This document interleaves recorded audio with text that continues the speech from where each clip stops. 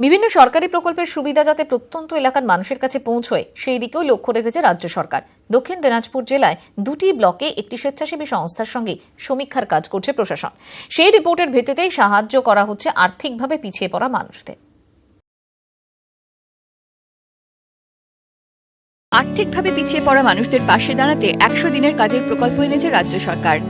পুকুর খনন, চাষবাস বা বিভিন্ন ধরনের কাজকে এই প্রকল্পের আওতায় এনে অভাবী মানুষদের কর্মসংস্থানের ব্যবস্থা করা হয়েছে। তবে সরকারের বিভিন্ন প্রকল্প প্রত্যন্ত এলাকায় পৌঁছচ্ছে কিনা সেদিকে খেয়াল রাখছে প্রশাসন। কিভাবে কর্মহীনদের কর্মসংস্থানের সুযোগ করে দেওয়া হয় তা নজরে রাখতে সমীক্ষা শুরু হয়েছে। দক্ষিণ দিনাজপুর জেলায় 2টি ব্লকে একটি স্বেচ্ছাসেবী সংস্থার সঙ্গেই সমীক্ষা করছে প্রশাসন। 2016 সাল থেকে কুশমন্ডি ব্লকের উদয় পঞ্চায়েত ও বালুরঘাট ব্লকের বোয়ালদা পঞ্চায়েতে সমীক্ষা চলছে। সমীক্ষায় দেখা হচ্ছে কোন গ্রামে কার কতটা জমি আছে, সেই জমিতে কি কি ফসল চাষ হয়, কোনো ব্যক্তির জমি না থাকলে উঠোনে জায়গা আছে কিনা, কিচেন গার্ডেন তৈরি করে ফসল ফলানো যায় কিনা, পুকুর বা ডোবা থাকলে মাছ চাষ করা যায় কিনা। স্বেচ্ছাসেবী সংস্থাটি সমীক্ষা করে প্রশাসনের কাছে রিপোর্ট জমা দিচ্ছে।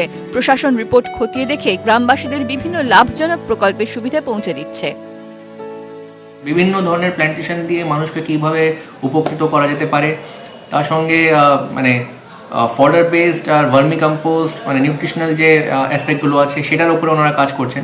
এরকম একটা সন্ধান করে দিতে হবে যেখানটায় ওরা এটাকে নিয়ে ভাবতে পারবে আর এটা নিয়ে সাস্টেনেবল একটা লাইভলিহুডের দিকে যেতে পারবে। সরকারি উদ্যোগে খুশি উদয় পঞ্চায়েত ও বোয়ালদা পঞ্চায়েতের বাসিন্দারা। চার দোকানে আমার অত প্রফিট নেই, তারপর আমি কাজে যুক্ত হলাম। ধরেন বছরে 35-40 হাজারের মতো থাকে আর কি। সকলে গাছ লাগিয়েছি, 16 জনে 1600 গাছ লাগিয়েছি। গাছ যে আমরা লাগিয়েছি এই গাছের আমরা 75-25 ভাগ হবে, আমরা 75 ভাগ পাবো। আমাদের কিছু প্রফিট হবে, ভালো প্রফিট হবে। এই জায়গাটাতে আমাদের 200 টাকা, 300 টাকা, 400 টাকা, 500 টাকা ফসল পেতাম। এইগুলো করে আমি অনেক কিছু পাচ্ছি। মোটামুটি 1500 টাকা আমি বিক্রি করি। আগের থেকে এই চাষে আমাদের অনেক উপকার হয়েছে। দক্ষিণ দিনাজপুর জেলায় মোট 8টি ব্লক। 2টি ব্লকে ইতিমধ্যে সমীক্ষার কাজ শুরু হয়েছে। আগামী দিনে আরও 2টি ব্লকে এই কাজ শুরু হবে। এরপরই জেলার কোনায় কোনায় পৌঁছবে সরকারি প্রকল্পের সুবিধা। দক্ষিণ দিনাজপুর থেকে অনুপ সান্যালের রিপোর্ট, নিউজ 18 বাংলা।